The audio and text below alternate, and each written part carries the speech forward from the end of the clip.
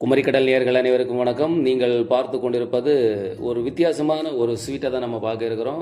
அதாவது குழந்தைகள் விரும்பி சாப்பிடக்கூடிய ஒரு ஸ்வீட்டு. இதுக்கு தேவையான பொருட்கள் முட்டை, பால், கூடவே பிரெட்டு, கொஞ்சமாக சீனி. நான் 5 முட்டை சேர்த்துருக்கிறேன். 5 முட்டைக்கு 2.5 ஸ்பூன் சின்ன ஸ்பூனில் சீனி சேர்த்துருக்கிறேன். சீனி சேர்த்து நல்லா மிக்ஸ் பண்ணியிருக்கிறேன். அடுத்ததாக 1/4 லிட்டர் பால் எடுத்துருக்கிறேன். பாலை அப்படியே விட்டு அதை நல்லா தண்ணி மாதிரி நல்லா அதை நம்ம கலக்கிறோம். நல்லா கலக்கணும். அது தண்ணி மாதிரி இருக்கணும். அதாவது ஒரு பிளேட்டில் விட்டு நம்ம எடுக்கும்போது கட்டி இருக்கக்கூடாது. அந்த அளவுக்கு நம்ம தண்ணி மாதிரி அதை நல்லா கலக்கிறோம். அதுக்கு பிறகு இதில் நான் என்ன சேர்த்துருக்கிறேன் அப்படின்னா, கொஞ்சமாக நெய். அதாவது ஒரு 10 ரூபா பாக்கெட்டில் ஒரு நெய் வாங்கியிருக்கிறேன். ஒரு பாக்கெட்டு ப்ரெட்டும் வாங்கியிருக்கிறேன்.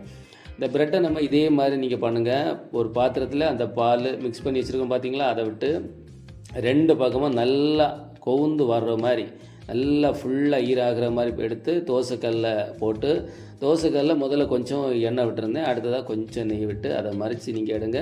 ரொம்ப கறியை விடாதீங்க, விடாமல் எடுங்க. மிகச்சிறப்பாக இருக்கும்.